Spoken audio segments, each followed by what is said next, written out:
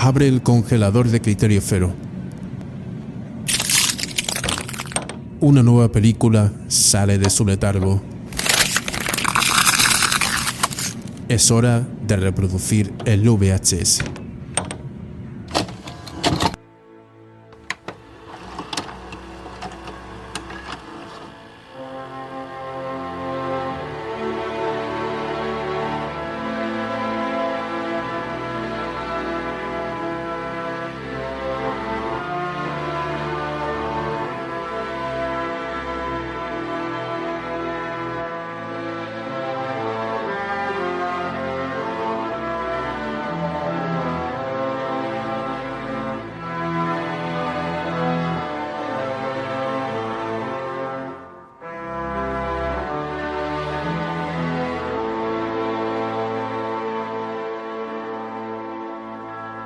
Hola Criteriers, ¿cómo estáis? Vuelvo a abrir el congelador para sacar una de esas pelis de mi infancia que hacía muchísimo tiempo que no recuperaba. Y es que traer hace poquito Tiburón de nuevo con ese 50 aniversario y la reedición de nuestro programa me trajo a la memoria una película que vino muy a colación de aquella, como es Orca, la ballena asesina, producida por Dino De Laurentiis con el gran Richard Harris, una de esas exploitation que salió a raíz de la película de Spielberg, pues como también fue, por ejemplo, Piraña, que también tuvo aquella Piraña 2, los vampiros del mar, del bueno de James Cameron.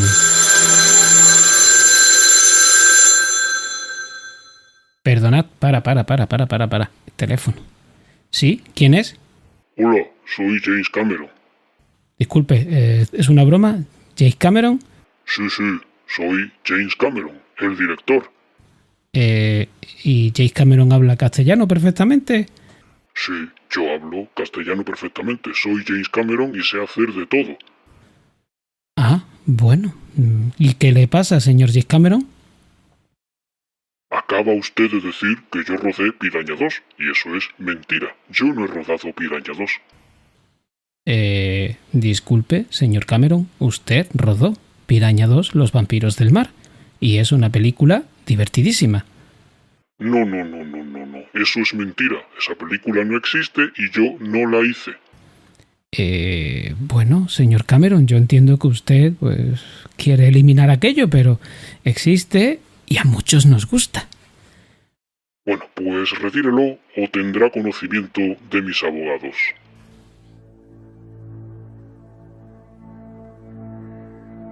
En fin, chicos, disculpad, no sé qué ha pasado.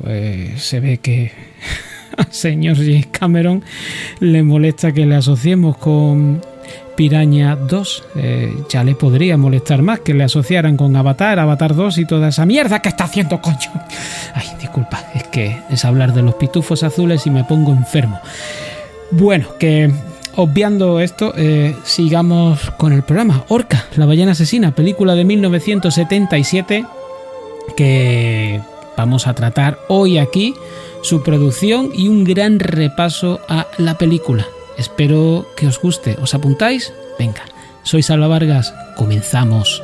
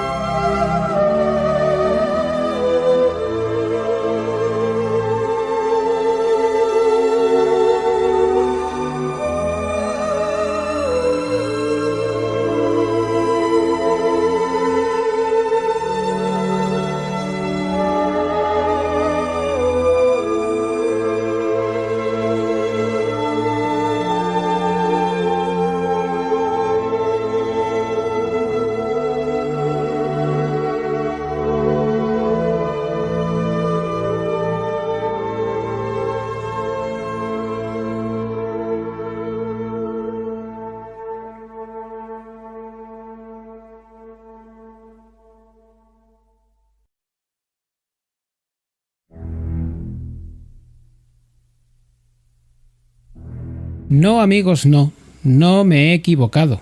No vamos a volver a hablar de Tiburón, pero indisolublemente tenemos que hablar de Jaws. Y es que sí, una noche de 1975 salía del cine de ver Tiburón, nada más y nada menos que el productor Dino De Laurentiis. Y sí, cual tiburón de los negocios como es él, se fue directo a su despacho, cogió el teléfono para hablar con el guionista y productor en aquella única ocasión, Luciano Vicenzoni.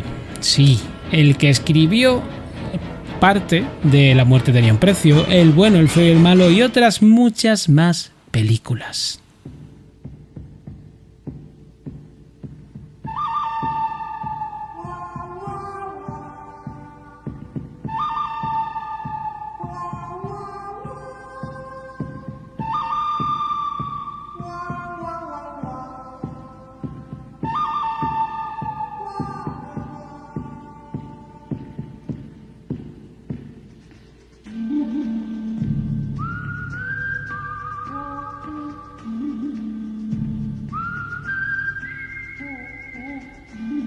La charla entre De Laurentiis y Vicenzoni fue breve, pero muy clara. Básicamente le dijo: tienes que encontrar un pez más resistente y temible que el tiburón blanco. Vamos a hacer una película.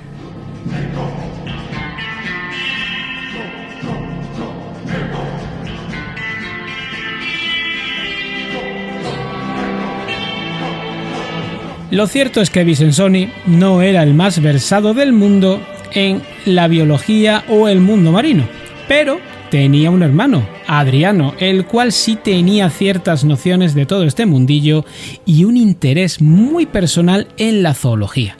Y este le dijo: ¿quieres un animal más grande que el tiburón? Centra tus estudios en las orcas, en las orcas, en las orcas.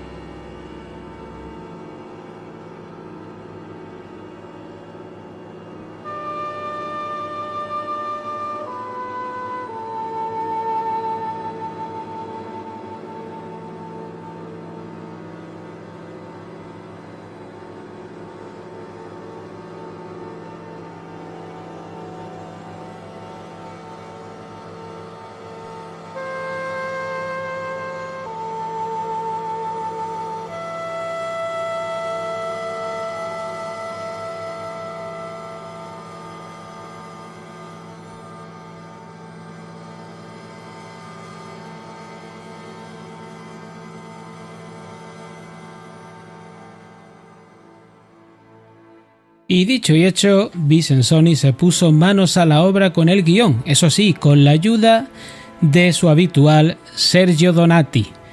Como los dos no hablaban inglés nativo, se puede presumir que los diálogos, que iban a estar todos escritos para gente de habla inglesa, necesitaban un cierto vistazo, y para ello pidieron la ayuda nada más y nada menos que de Robert Towne. Robert Towne, hombre, un tipo que ha escrito Chinatown, Días de Trueno, La Tapadera, Misión Imposible, además de ser un grandísimo doctor de guiones, un script doctor en películas como El Padrino, Frenético o Armagedón. Pues era el adecuado para filtrar esos diálogos de manera que la película, que iba a tener una producción muy europea, sobre todo muy italiana, pero iba a ser vendida directamente y distribuida como producto estadounidense.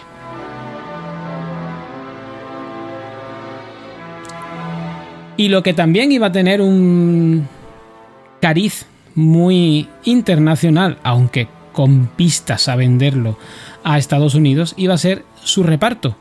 Un reparto encabezado por el grandísimo Richard Harris, haciendo aquí del Capitán Nolan. Un Richard Harris que se encontraba imbuido completamente en Hollywood, estaba en su etapa donde todo lo que le llovía era de allí e incluso se acababa de casar hacía muy poquito con una actriz muy del mundillo y que, como veremos luego en el rodaje, le daría problemillas aquí en la producción.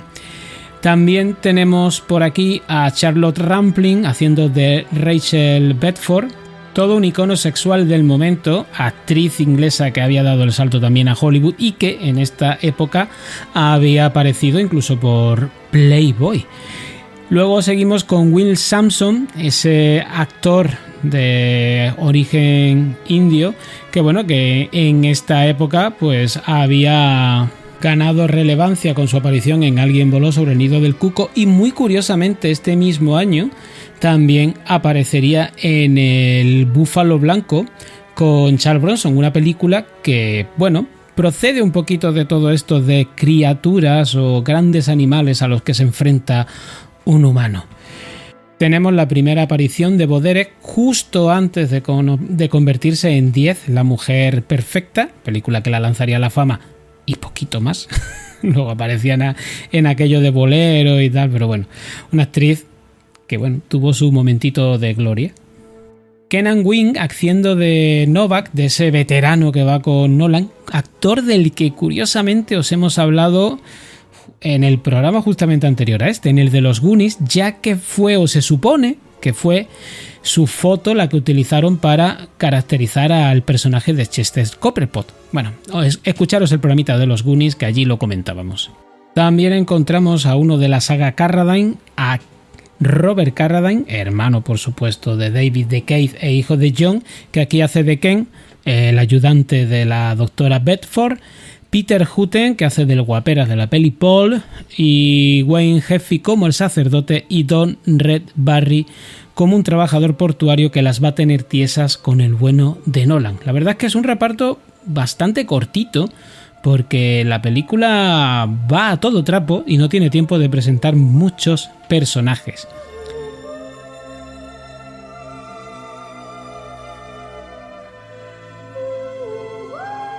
¿Y dónde se rodó todo esto? Pues parte de lo que tiene que ver con todo este pueblo donde está residiendo Nolan y donde va a atracar su barco es la ciudad de Petty Harbour, a unos 20 kilómetros del sur de St. John's. Luego, todo lo que tiene que ver con ese final en esa región polar de Labrador, todo aquello fue un rodaje que se llevó a Malta, donde el diseñador de producción Mario Garbuglia, entre otras cosas hizo toda la producción de Barbarella, fue el que se encargó de hacernos creer que todo ese corchopán que hay es hielo polar, son icebergs, y la verdad es que salvo algún momentito muy puntual lo tiene muy muy conseguido. Os he dicho antes que el casarse de Richard Harris con la actriz Anne Turkel, que llevaba muy poquito, 2 añitos cuando se puso a rodar esto, casados, fue un gran problema. El gran problema realmente es que Harris en esa época estaba completamente alcoholizado y se metía cocaína como el que más. De hecho, no dejó todo esto hasta el 81. Y viendo una revista sensacionalista mientras estaba allí en el set de rodaje, vio fotos de su esposa en la playa con un hombre más joven. Él, de repente, el ataque de celos fue brutal. Para el rodaje, le dice aquí al director y a los productores: oye, yo quiero dejar esto, me voy a Malibú a matar a estos 2 hijos de puta. Pero, ¿qué es lo que le hizo frenarse? Pues una pelea en un bar le hizo desahogarse, terminó con un ojo morado, pero soltó toda la tensión y la adrenalina que llevaba dentro, y eso hizo que se pensara mejor las cosas y que se dedicara al rodaje de esta película. Un rodaje que le pilló ya con 46 años y aún así él insistió en hacer todas las acrobacias que tienen que ver en esa escena final, donde no para de saltar de aquí para allá, deslizarse por el supuesto hielo. Y dicen las malas lenguas que hubo momentos bastante tensos. ¿Y qué director tuvo que soportar todo esto? Porque hemos dicho quién produjo, quién escribió, pero nos hemos olvidado nada más y nada menos que de todo un artesano del cine como es Michael Anderson. El director británico tiene a sus espaldas una carrera extensísima. Ya cuando llegó a esta película llevaba casi 30 años detrás de las cámaras y a sus espaldas traía la primera adaptación que se hizo de 1984, el libro de George Orwell, La vuelta al mundo en 80 días, sí, la película con David Niven y Cantinflas, que le valió además al director su única nominación al Oscar. Se habría hecho también antes Las sandalias del pescador, La fuga de Logan un año antes de esto, y luego le quedarían todavía unos cuantos añitos más hasta mitad de los 90, casi acabando, de películas, es verdad que ya muy televisivas, pero oye, ni tan mal aquí la carrera de Michael Anderson, que yo creo que logra una película aquí más que aceptable. Y os diréis, ¿las orcas de esta película qué son? ¿Reales? ¿Animatrónicos? Pues hay un poquito de todo. Tenían 2 orcas que se utilizaron para filmar, que estaban en el Marine World Africa y USA, que se llamaban Yaka y Nepo. Estaban entrenados y bueno, pues de ellos se tomó muchísimas de las tomas que aparecen en la película. De hecho, una de las cosas que más canta a la vista ahora, después de tantos años ver esta peli, son los fotomontajes que hay aquí con saltos de estas 2 orcas que están en un acuario, superponiendo el plano con un atardecer precioso en el mar y hombre, se nota un poquito. Para todo lo que son planos cortos donde tenían que, bueno, hacer que la orca, que estaba llena asesina, se comiera gente, atacara, tuviera sangre en esos colmillos, lo que tenían eran varios animatrónicos, dependiendo un poco de lo que necesitaban, eran o simplemente el muñeco de goma o muñecos que tenían movilidad, etcétera. De hecho, muchas de las imágenes que se pueden ver también en esta película pertenecen al matrimonio formado por Ron y Valerie Taylor, que ya hicieron lo propio en Tiburón. Muchas de sus escenas son esas imágenes de estos 2 buceadores que les gustaba capturar a los animales del mar y las cedieron allí y las cedieron aquí también.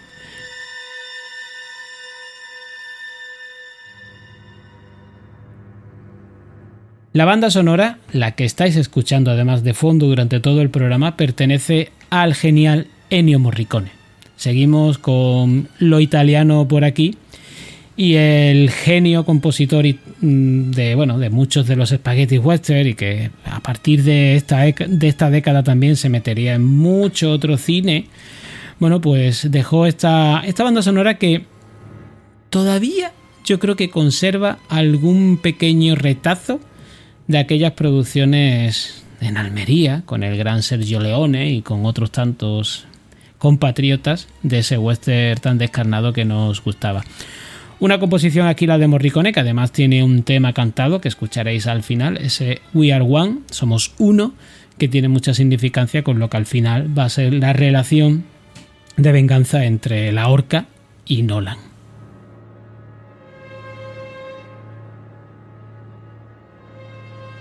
¿Y cómo le salió la jugada al bueno de Laurentiis? Ese calentón, ¿no?, de esa noche tras ver Tiburón, de yo tengo que hacer una película más grande y que sea también exitosa. Pues la verdad es que no le salió nada mal, porque la peli, es verdad que el presupuesto no es una cosa así cerrada que digas, vale, costó X.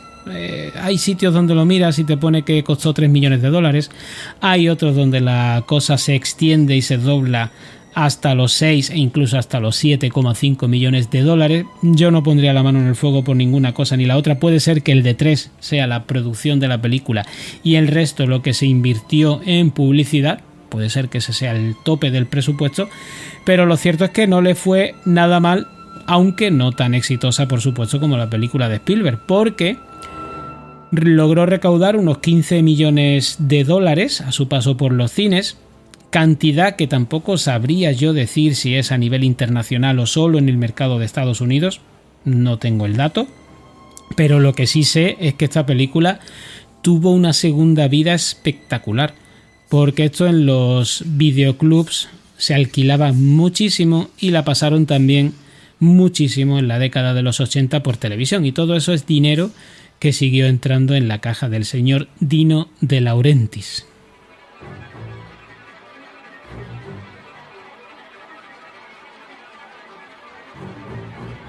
Y dicho todo esto, lo que va pegando es que nos metamos a repasar la trama. Si no habéis visto Orca la ballena asesina, pues sería un buen momento a lo mejor para parar el programa y verla. La película no tiene grandísimas sorpresas. Bueno, o sí, quién sabe. La verdad es que el final puede ser sorprendente, pero es la década de los 70. Los que conozcáis la crueldad de aquel cine, lo mismo os lo esperáis. El tema es que a continuación, y después de una pequeña pausita, voy a repasar la trama de esta película, Orca la ballena asesina.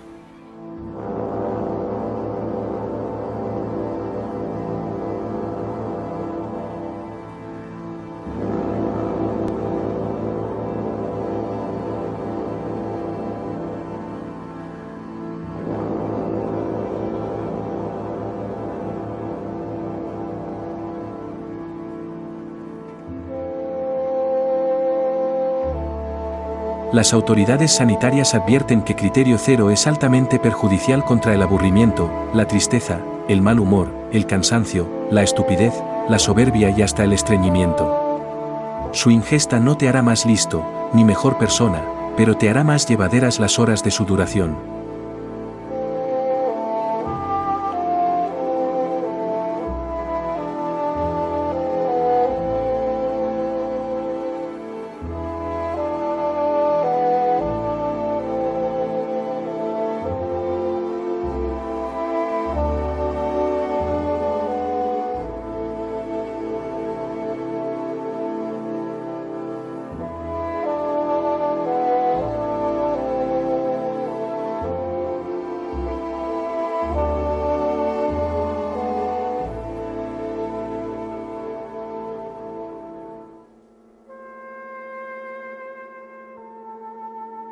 Orca la ballena asesina comienza con unos títulos de créditos donde, bueno, al latido de un sonar vemos como dos orcas, nuestras dos orcas que hemos citado, que son los actores principales de esta película, claramente en un acuario están retozando.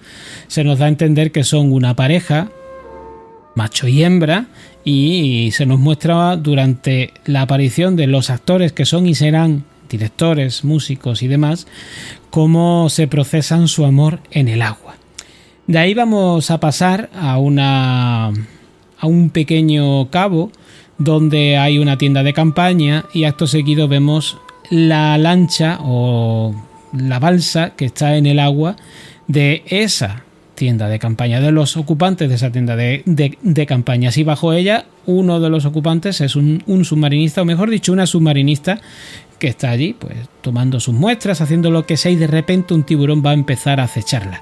Ella se va a ocultar en un risco con unas rocas para que no la detecte. El tiburón parece que le ha echado un poco el ojo, pero bueno. En la misma zona está fondeando un barco cazador de tiburones, capitaneado por el capitán Nolan, y en cuanto ven la aleta de este tiburón que está acechando a la submarinista, se van a ir a por él. Pero cuando está a punto de arponearlo, la balsa, la lancha de aquí del compañero de la submarinista se atraviesa, va a rescatar a su compañera y interrumpe la posible caza del tiburón por parte del capitán. Recoge a su compañera, se sube a la balsa y la balsa se acerca al barco para que ella se pueda subir, mientras que Ken, el compañero, se va con la balsa. Pero se le para el motor y de repente se cae al agua. El tiburón lo enguispa rápido, se va a por él, pero justo cuando está a punto de atacarle, algo gigantesco viene a toda velocidad, embiste al tiburón y lo lanza por los aires, destrozándolo de un único golpe. Y desde el barco, desde el dumpo, el capitán Nolan pregunta qué ha sido eso. ¿Quién puede haber hecho eso?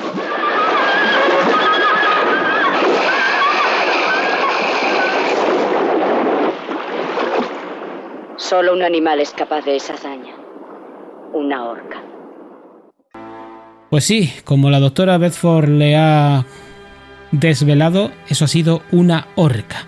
Y a partir de aquí, el capitán Nolan se va a empezar a interesar por este nuevo animal para él. Y parece que quiere aprender muchísimo, y para ello va a acudir a las charlas que esta bióloga da sobre justamente las orcas y el estudio que estaba haciendo sobre la comunicación que tienen entre ellas. Una aparición por estas charlas que sorprende a Rachel, a la doctora, que nos describe así cómo fue la presencia de este rudo capitán por allí. Al principio no advertí que a mis clases asistió un nuevo y atento alumno, el capitán Nolan. Mostraba mucho interés por mis lecciones y me hacía 1000 preguntas sobre las orcas y alguna que otra sobre mí, pero me sorprendió su ignorancia en lo que se refiere a los animales. Haber pescado tanto tiempo y conocer tan poco la fauna marina me asombraba y me intrigaba su curiosidad. Esta combinación de ignorancia y deseo de saber le hacía en cierto modo atractivo. ¿Era eso o el hecho de haber vivido yo largo tiempo en Terranova? Aunque no puedo ignorar que los pescadores solo se interesan por los habitantes del mar cuando quieren pescarlos o matarlos. Y sí, la doctora Bedford no estaba muy desencaminada, porque Nolan está preparándose para dar caza a una orca. De hecho, está preparando unas gigantescas redes. La propia doctora acude con su jeep a intentar persuadirlo de que haga esto.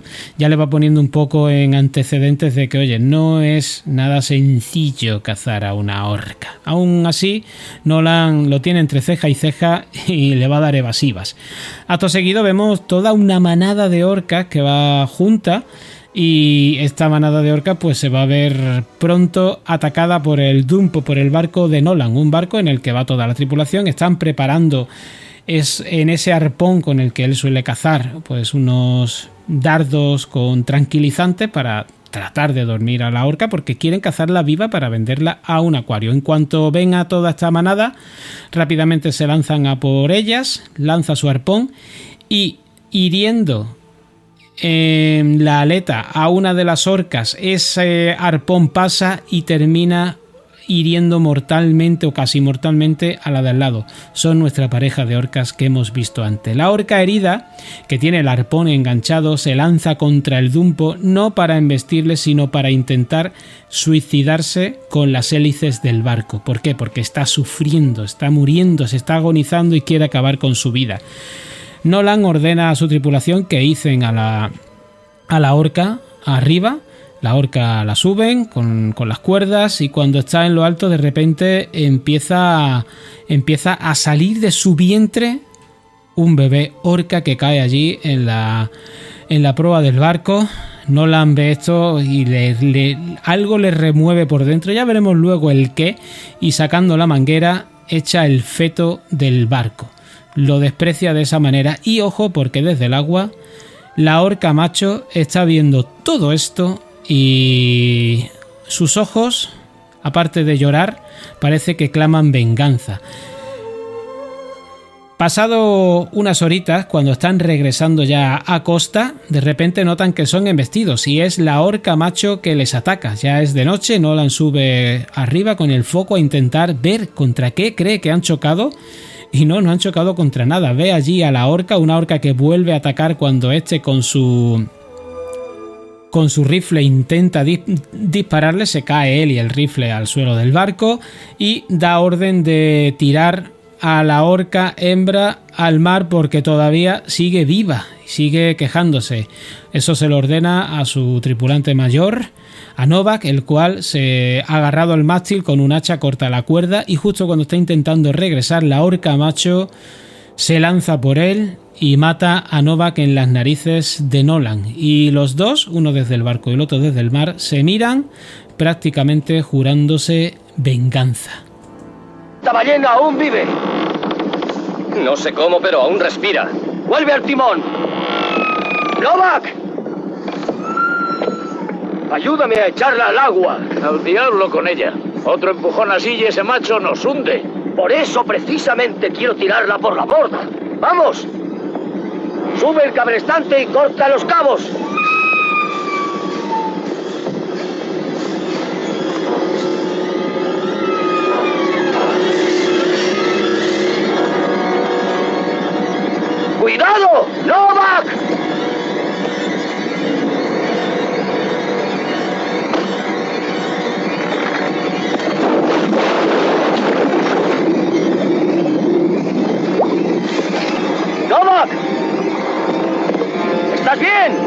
perfectamente. No te preocupes.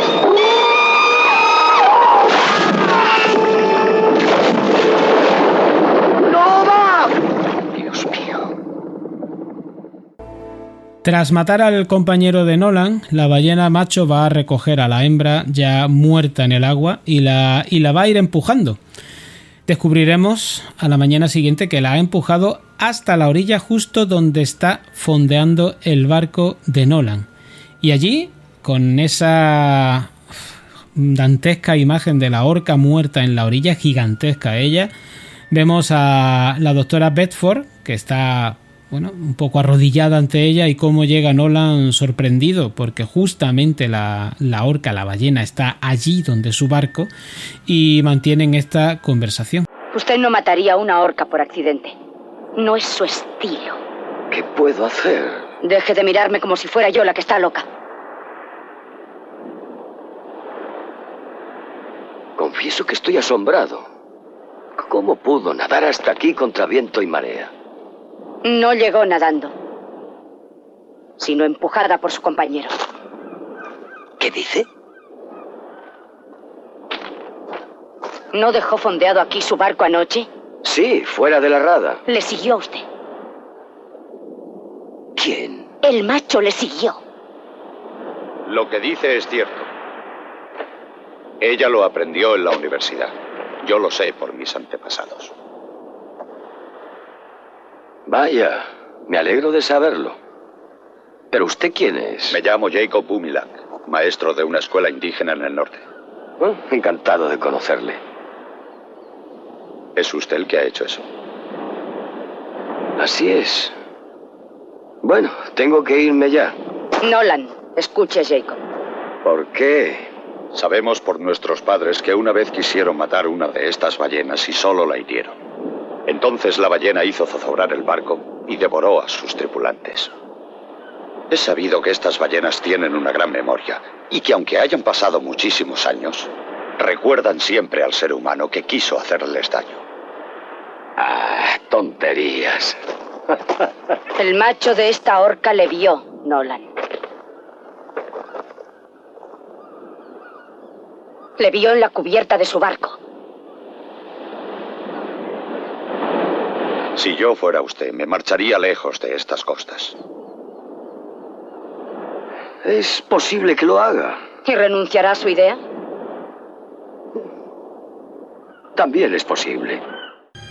Una conversación a la que, como habéis oído, se ha unido el indio nativo Jacob, que, bueno, como veis, tiene una especie de conocimiento místico sobre este animal, sobre las orcas, y le da algunos consejillos. Acto seguido va a ser el funeral de Novak, y en la iglesia los remordimientos parece que empiezan a aflorar en el capitán, y cuando termina el sepelio se acerca al cura que lo ha oficiado y le pregunta si cree que se puede pecar contra un animal, y este le dice que sí, se puede pecar contra muchísimas cosas. Aquí ya, como digo, la conciencia de Nolan empieza a jugarle malas pasadas y cree que no ha hecho todo el bien que él piensa atacando a esta orca. Los problemas parece que se los quiere quitar de encima sencillamente con no echarse a la mar. Ya está, ha decidido que va a estar un tiempo parado, que su barco va a estar parado, pero esto parece que no entra en los planes de la orca. Una orca que se ha quedado claramente por la zona y que está dispuesta a vengarse como sea, y para ello tiene que arrastrar a nuestro capitán al mar. Y empieza porque la presión va a recaer sobre él por las gentes del pueblo. Un pueblo eminentemente pescador ve como, bueno, la captura está empezando a disminuir porque la orca está por la zona. Y claro, todo el mundo sabe que esa orca muerta que apareció en la orilla es culpa de Nolan, y creen que la compañera, esa orca macho que está rondando, está por ahí por algo, y quieren que Nolan, si ha matado a una, que mate a la otra y que quite el problema. Un problema que, como vais a escuchar, les está fastidiando la economía a los pescadores. Perdone. ¿Usted es Nolan? Sí. Soy Al Swain, encargado de esto. Hola, ¿qué tal? Pero, ¿de qué dice que es encargado? Del gremio de pescadores. Nosotros le metimos el barco en la rada. Ah, fue usted. Pues gracias, hombre, muchas gracias. Si en algo puedo corresponderle, dígamelo. Pues verá usted, aquí en South Harbour vivimos en buena camaradería. Todos sabemos lo que hacen los demás. Usted, por ejemplo, intentaba pescar viva una orca, ¿no es eso?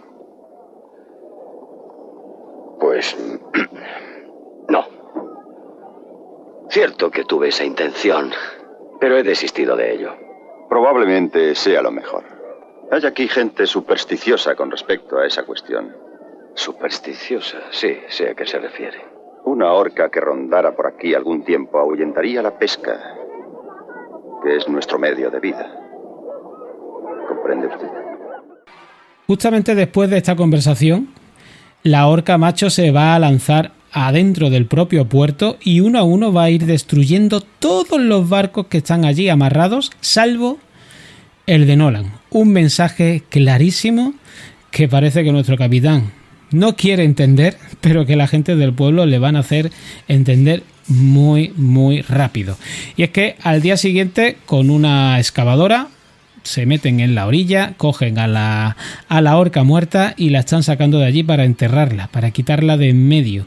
Y mientras allí se vuelve a encontrar con la doctora Bedford, también va a aparecer este líder del sindicato de los pescadores para darle otro nuevo aviso a Nolan. Y el aviso ya empieza a ser un poco más serio que el anterior.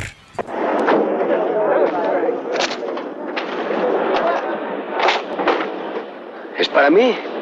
Sí.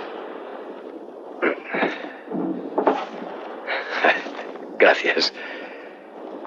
Las ballenas y los delfines en la ciencia y la mitología. Un homenaje a la inteligencia menos conocida del mundo. Debe de referirse a mí. Herman Melville creía que si Dios volviera a este planeta, vendría en forma de ballena. Ah, por favor. No me diga que cree usted estas tonterías. Perdone que me ría. No me río de usted. Es que estas cosas resultan divertidas, de todos modos. Gracias por el libro. No hay de qué darlas. Cuando hayamos terminado de enterrar esa ballena, habrá un velatorio en mi casa. La invito, ¿vendrá usted? Gracias. Nolan, ¿puedo hablar con usted? Sí, usted dirá. Se dan mucha prisa en enterrar esa ballena, ¿no es verdad? ¿Ah, sí? Tal vez. Le traigo una buena noticia. El astillero le ha dado prioridad. Van a poner su barco en dique seco para repararlo. ¡Caramba! ¿Quiere un trago? No me diga que ha venido hasta aquí solo para decirme eso. Creímos que le gustaría saberlo. Desde luego. Y se lo agradezco. Pero la verdad es que actualmente no tengo ninguna prisa en marcharme de South Harbour. ¿Piensa quedarse hasta que haya matado a esa ballena? ¿Matar la ballena?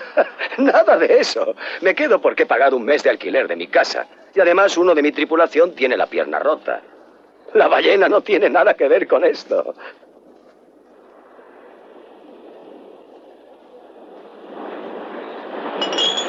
¿He dicho algo inconveniente? Primero 2 barcos hundidos. Y luego la pesca desaparece de esta zona. Y todo por culpa de su ballena. ¡Mi ballena! Tiene gracia, olvídese de ese bicho. Yo lo he olvidado ya. Que se apuesta a que no vuelve a verla por estos alrededores. Hace 1 hora un chico vio una aleta desde la punta del norte. Tenía como un corte y estaba quieta. A la espera.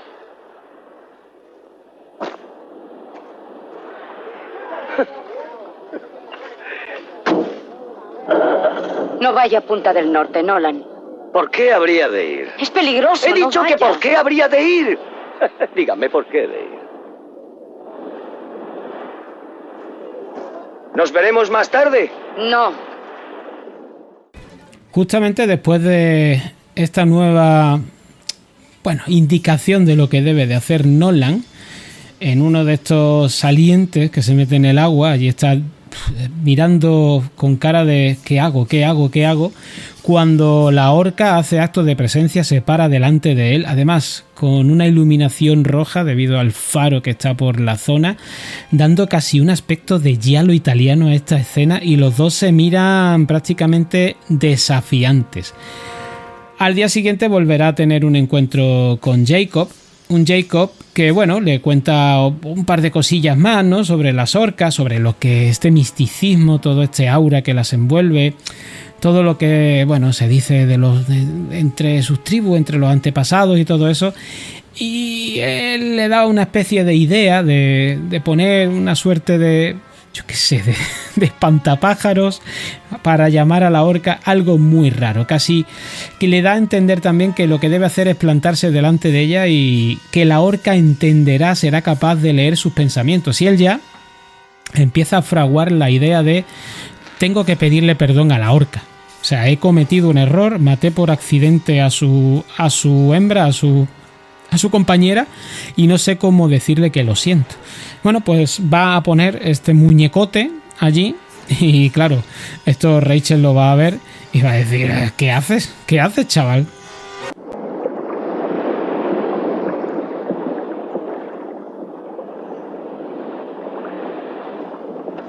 Se le parece mucho, Nolan. Sobre todo la cabeza.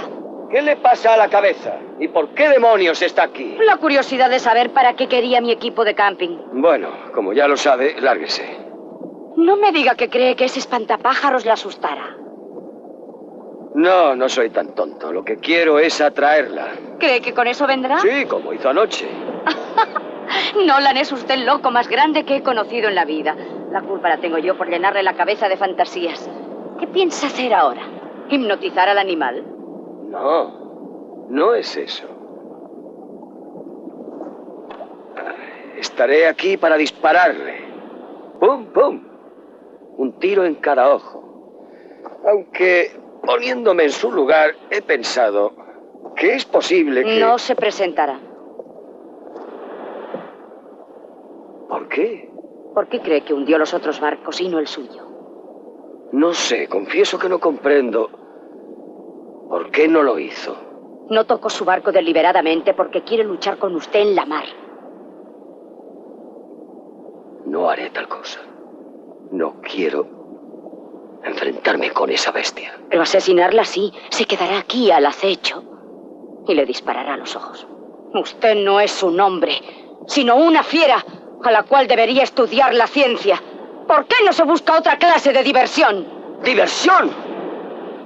¿Diversión, eh? ¿Eso es todo lo que se le ocurre decir? Pienso más en la ballena que usted. Pero con rifle. Lo he traído para matarla, sí. Aunque sabía que cuando llegara el momento no podría hacerlo. Y empecé a pensar y me dije que si es cierto lo que dice de que las ballenas se comunican, quizá entonces yo podría, mirándole a los ojos, decirle que la muerte de su hembra y de su hijo fue un accidente, que mi intención no era matarlos, que lo siento de veras y que le pido perdón. Tras esa conversación, ambos se van a recluir en la tienda de campaña. Todo esto mientras la orca está pululando por la zona. Algo está tramando. Pero ya más íntimamente, Nolan se va a confesar, le va a contar su pasado, porque él es un irlandés que está aquí en toda esta zona, que no es la suya, está deseando irse de ahí. De hecho, la idea era cazar a la orca y venderla y con ese dinero pagar la hipoteca del barco para volver a su tierra. Y el motivo por el que se ha quedado un poco aquí varado, nunca mejor dicho, es por la pérdida que tuvo de su mujer, que estaba embarazada. Una historia que al final tiene mucha relación con lo que él ha provocado con la orca, como vais a escuchar. Comprendo lo que sentiría esa orca, porque A mí me ocurrió lo mismo.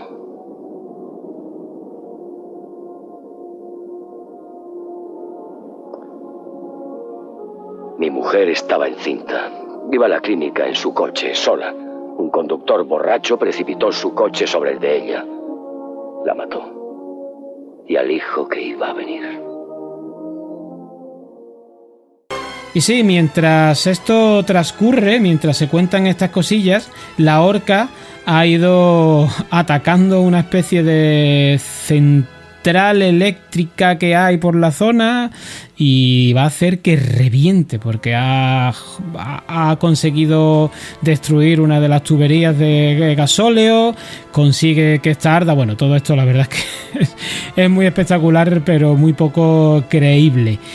Y al día siguiente los habitantes del pueblo, que como no pueden pescar porque sus barcos están fastidiados, deciden izar a la mar el barco de Nolan. De hecho, tenía algunas reparaciones pendientes de hacer y se las han hecho todas de manera gratuita. A Nolan se lo enseñan, todavía se sigue haciendo el sueco, pero esa noche, cuando está en casa de sus amigos, de Ken y la novia, la que está con la patita coja porque se cayó cuando, recordemos, la orca atacó el barco en aquel fatídico encuentro, bueno, pues les llaman por teléfono y le amenazan ya claramente y mortalmente de que o sales a por la orca o vamos a ir a por ti. Y Nolan va a decidir ahora sí que tiene que salir a por la orca y de hecho va a mandar a Ken a buscar los suministros necesarios para cargar el barco porque tienen que salir a cazar a la orca.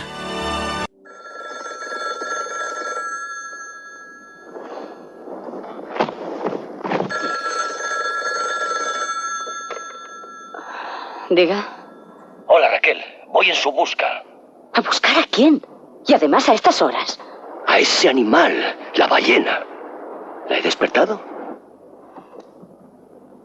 No se preocupe. Lo siento, pero tenía que decírselo antes de irme. Es la voluntad de los vecinos del pueblo, que exigen la ballena. ¿Exigen la ballena? Exactamente, la exigen. Nolan, escuche, creo que debo explicarle algo. Yo no sé qué pretende esa orca. Usted tampoco lo sabe, ni los del pueblo, ni nadie. Porque sus costumbres sean casi humanas. Sus reacciones no han de ser necesariamente como las nuestras. Pero, Raquel, usted dijo que... Olvide lo que dije. Me pareció usted un egoísta sin entrañas, pero me equivoqué. En el fondo, solo es un sentimental. Lo acepto como un elogio. Acéptelo como quiera. Estoy convencido de que lo es. Ya nos veremos. Zarpo al amanecer. Nolan, no se atreva a colgar el aparato. No iba a hacerlo. Bueno, ¿qué me dice de Paul y de la pierna de Annie? Eso ya está resuelto. Se irán en la furgoneta hacia el interior. O sea, que piensa ir solo. Si no lo hago así, temo que pueda ocurrirles algo a Paul y a Annie. Además, a quien busca ese animal es a mí. ¡Está usted loco! Sí, lo sé. ¿Y si fuera un ser humano que, enloquecido por la pena, quisiera vengarse, se dejaría matar por él? No. Pero sí intentaría protegerse de él, ¿no es eso? Sí. Oiga, Nolan, es una locura pretender enfrentarse usted solo con ese animal.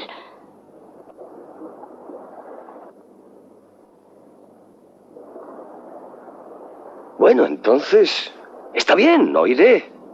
¿Habla en serio? En serio.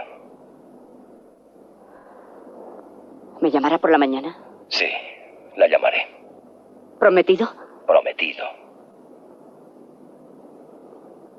Buenas noches.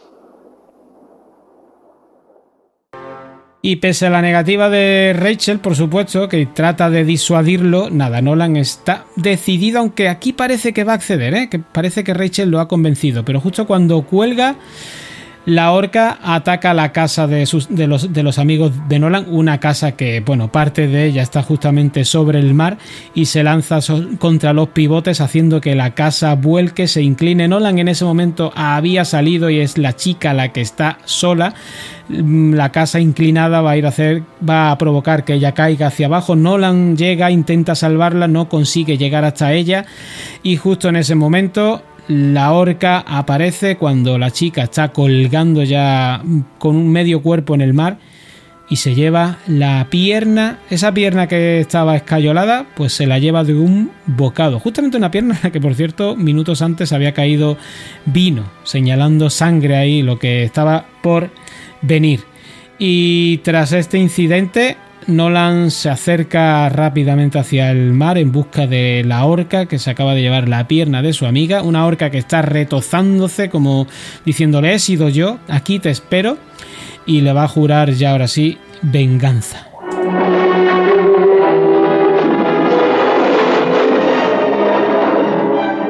Bestia rencorosa y malnacida. Tú ganas.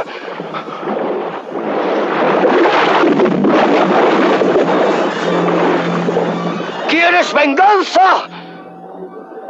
Pues la tendrás. Iré a buscarte. Lucharé contigo, maldito y vengativo monstruo del infierno. ¡Tú ganas! ¿Me oyes bien? ¡Tú ganas! La expedición va a partir, una expedición que por supuesto está muy mermada. Novak cayó, la chica se va a quedar minusválida para toda la vida y su novio Paul es el único tripulante que queda junto a Nolan. Y a ellos se va a unir Ken, el compañero de la doctora Bedford, la propia doctora, y este nativo americano Jacob Umilak, todos ellos para perseguir a la orca. Una partida que va a ser narrada, como vais a escuchar, por la doctora Bedford, por Rachel.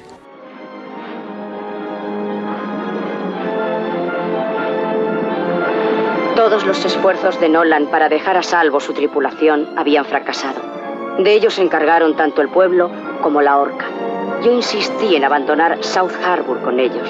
Me decía a mí misma que yo era en parte culpable del estado de ánimo de Nolan por imbuirle la idea romántica de una ballena capaz de sentir no tan solo un profundo dolor, lo cual era rigurosamente cierto, sino también de realizar una acción premeditada y vengativa que me resistía a aceptar a pesar de lo que estaba ocurriendo. Quizá estimé que el viaje me enseñaría a interpretar de otro modo los instintos del temible animal. Para mí era realmente increíble que por el hecho de poseer una inteligencia parecida a la nuestra, aquella ballena sintiera también nuestra pasión más turbia y primitiva, la venganza. En aquel momento solo estaba segura de que a causa de su dolor, la orca tendría reacciones imprevisibles, por lo que sentí la necesidad de proteger tanto a ella como a Nolan de las consecuencias de aquella locura. Nolan, sin embargo, parecía estar seguro de lo que iba a ocurrir y seguía obstinadamente hacia su destino. Fijó el rumbo hacia el punto exacto donde había matado a la hembra de la ballena, convencido de que el macho le aguardaría allí. Izados a la mar, ante además la despedida de todo el pueblo que desea que o no vuelva Nolan o no vuelva la orca, les da igual, como si no vuelve ninguno de los dos. Bueno, van navegando, van buscando a la orca, la van intentando atraer con carnaza, van preparados con el rifle, con el arpón, incluso hasta con dinamita. Y va a llegar un momento en el que se van a topar con ella, todos se suben arriba del barco para intentar cazar a la orca. Y en un momento dado, Ken, el compañero de Rachel, que está sujeto de uno de los cabrestantes, se inclina su cuerpo un poco más fuera del barco, lo justo que aprovechará la orca para saltar y de un brazo llevárselo para adentro y zampárselo. Uno menos y la cosa queda clara de que esto no va a ser coser y cantar. De hecho, cuando se dan cuenta de que no pueden ir a por la orca y que la orca va delante de ellos, casi indicándoles el camino, decide Nolan que hay que seguir a la orca, que parece que nos quiere llevar a algún sitio. Y en una de las conversaciones se va, en el camarote junto a la doctora Bedford, que parece que ya ha habido bastante intimidad entre ellos. Yo juraría que a estas alturas ya han retozado.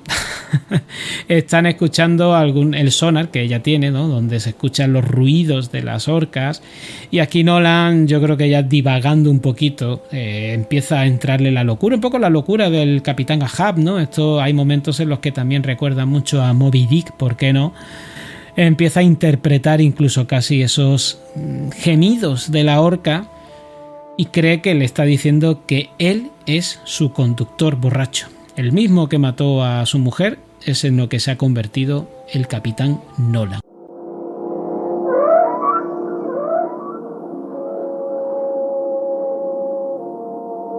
¿Qué te está diciendo?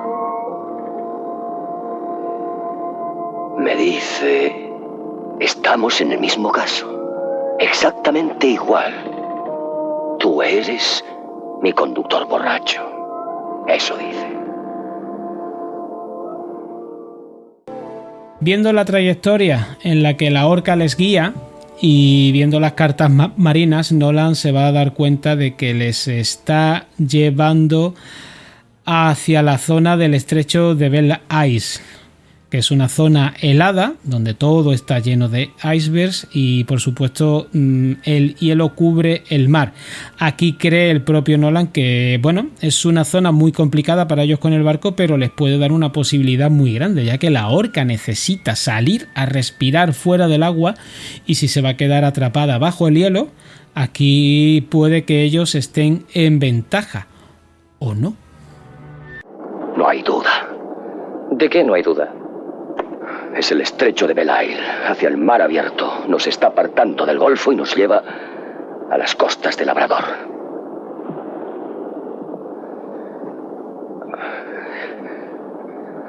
Tengo el presentimiento de que esa es la última etapa y por el norte no hay salida. ¿Ha visto alguna vez los hielos polares? Aplastan a un barco como este en un segundo. Tan malo es para la orca como para mí. Ella tendrá que romper el hielo para conseguir salir a respirar. Esa ballena no es tan lista como yo suponía. La película aquí hará una importante elipsis, y es que se nota que ha pasado un tiempo en el barco, que están siguiendo a la orca, ya están dentro de toda esta zona helada. A medida que avanzábamos, crecía en Nolan y en todos nosotros un silencio que nos entumecía y se hacía tan palpable como el hielo. Y la orca seguía dirigiéndose hacia el norte y nosotros tras ella. No hablábamos de la muerte de Ken ni de qué fin perseguíamos.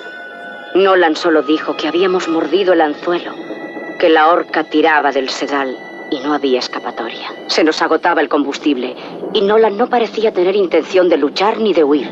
Estaba como fascinado. La orca nos arrastraba hacia un lugar desconocido. Si lo que hacíamos tenía algún sentido, solo la orca lo sabía. Y digamos que las tensiones en el grupo empiezan a florecer. De hecho, Paul ya no está tan por la labor de vengarse por lo que le ha hecho a su novia y está más pensando en volver con vida, porque cree que la locura de Nolan les va a llevar a la muerte a todos. Y por la noche, en un momento de tensión, Paul decide que va a izar el bote de rescate y que se va a arriesgar a intentar regresar con él, por lo menos ir a una cierta estación donde pueden pedir ayuda. Bueno, Nolan casi que en este momento también empieza a ver con buenos ojos que el resto de la tripulación se apee, que no le siguen en esta locura porque él cree que solo le va a llevar a la muerte. Pero justamente cuando Paul está en ese bote intentando bajarlo, la orca embiste el bote, pega un salto, consigue tirar a Paul al agua y otro tripulante menos. Van cayendo como moscas y Nolan no para de darle vueltas al coco y pensar que todo está siendo culpa suya. ¿Recuerdas que cierto día me preguntaste que cuánto pensaba ganar con la ballena? Quería solo sacar lo suficiente para poder amortizar la hipoteca del barco y volver a Irlanda. Nunca me ha gustado América. Ahora ya ves lo que he hecho y lo que he conseguido. 3 hombres muertos y una pobre chica que vivirá mutilada. Que Dios me perdone. A la mañana siguiente, el Dumpo encalla en el hielo. No puede avanzar y Nolan ya lo ha decidido. Quiere que los dos que le acompañan, tanto el indio como la doctora, le dejen solo en su enfrentamiento, que acudan a una torre que hay para avisar y que por helicópteros les recojan. Pero justo en ese momento la orca embiste el barco y termina por hacerle un daño irreparable, lo cual lo va a hundir y obliga a los 3 tripulantes a bajarse de él. Nolan, arpón en mano, va decidido a tener su lucha cuerpo a cuerpo con la orca, mientras que el indio va a ir a avisar, pero cuando se dispone a ello y está avanzando por la nieve, la orca embiste a un iceberg, logrando que haya un derrumbamiento y todos esos trozos de hielo terminen enterrando y matando a nuestro invitado. Ahora solo quedan la doctora y Nolan, una doctora que ya teme por la vida de Nolan y la suya y ve la locura en él. Y Nolan le dice que no, que él se tiene que enfrentar solo a la orca, que esto es cosa suya. Y allí que va, se va yendo un poco hacia estas placas de hielo, una placa de hielo además que va a ser movida por la orca para separarlo de la doctora y llevárselo para tener su enfrentamiento los dos en mitad del mar. La doctora le lanzará el rifle para que pueda defenderse y justo en el momento en el que la orca sale del agua, le mira, está retándole, Nolan ya no es capaz ni de disparar. La orca se lanza a embestirle, consigue subir su pico, su boca, encima de uno de los extremos de este trozo de hielo en el que flota el bueno de Nolan, y inclinándolo lo suficiente para que Nolan vuelque y caiga al agua. Y ahora ya, con Nolan rendido a ella, ya es presa fácil, empieza a rodearlo,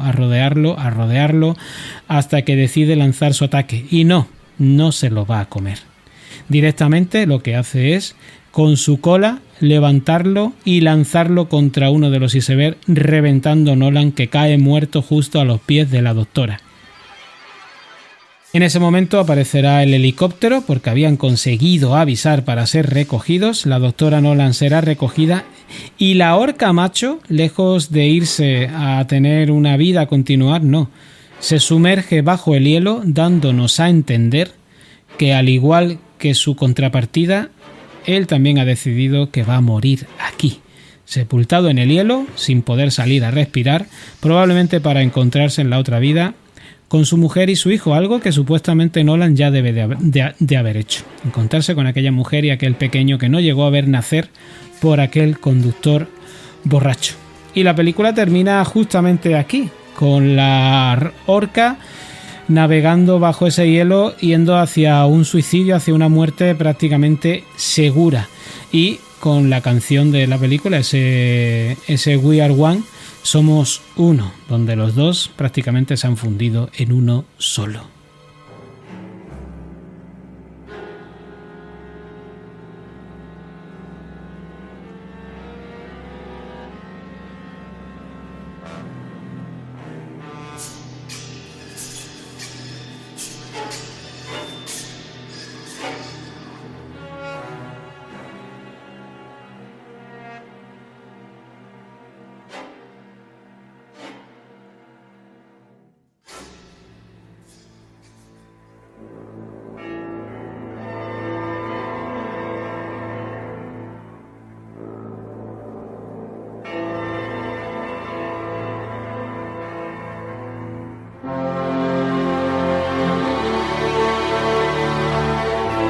Pues nada, Criteriers, hasta aquí este congelador. Lo cierto es que ha quedado un programa bastante cortito, pero bueno, Orca la ballena asesina no es una peli que cuente con demasiados datos de producción, no hay excesiva curiosidad que contar, no es una película muy detallada, y su argumento, como habéis podido comprobar, es sota caballo rey, 1 hora y media de película que va muy al turrón. Si no lo habéis visto, pues es una peli que se pasa rapidísimo, evidentemente desde 1977, tiene bastantes exageraciones, seguramente algún biólogo marino pues la echaría por tierra por muchas de las cosas que transcurren y lo que hace aquí la orca y sobre lo que se dice de sus relaciones, pero ¿qué queréis que os diga? El niño que vive aún dentro de mí recuerda esta peli como aquellas tardes que la veía en el vídeo beta y le da exactamente igual si las orcas hacen esto, si son así, si no, si tal, si cual, si la orca es capaz o no de destruir esa central porque lo que sea, es que me da exactamente igual. Yo disfruto de esta peli y más allá de esas peguillas que se pueden poner, para mí es una gozada, pues casi ya 50 años después, que me siga gustando y emocionando por momentos y que me funcione todo tan bien. Espero que por lo menos en esta poquito más de una horita que hemos estado aquí juntitos repasando la peli os lo hayáis pasado bien. Así que por mi parte daros las gracias una vez más por estar aquí, por acompañarme, y como no, tengo que darle las gracias muy especiales a los y las mecenas, a Cami, a Lobo Columbus, a José Percio, Javi Ramírez, La Casa del Acantilado, Sinjoru Lestat, Diana Alonso, enfermera en Mordor, Francisco, Javier Chacón, Kalel80, Coheigen, Elena Gómez, Iván Alonso, Javi Vélez Parmayel, Olga Fíes y John Joe 96. 1 millón, pero que 1 millón de gracias por vuestra aportación.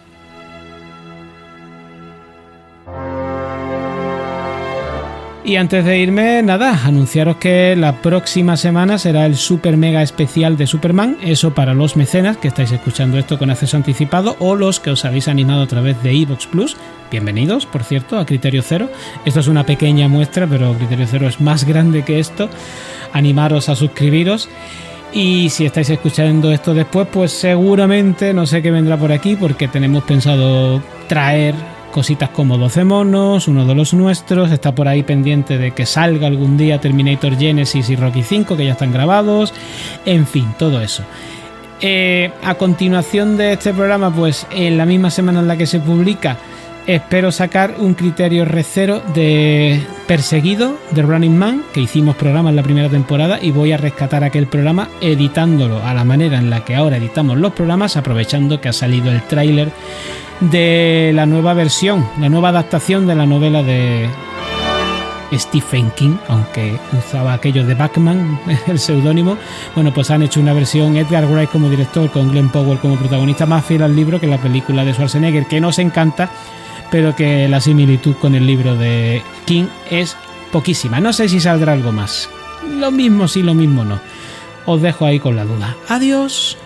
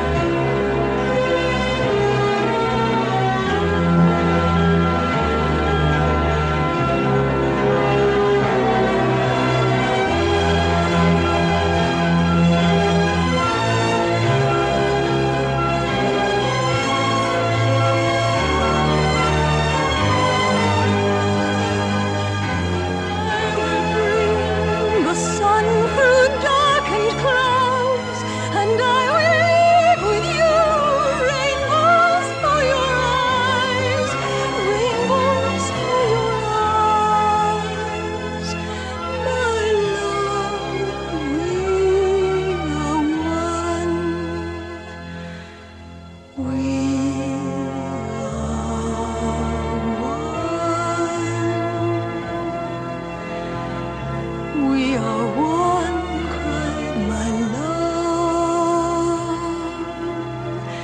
Let me lead you where moonlit waters fall, shadows softly call, my love. We are one.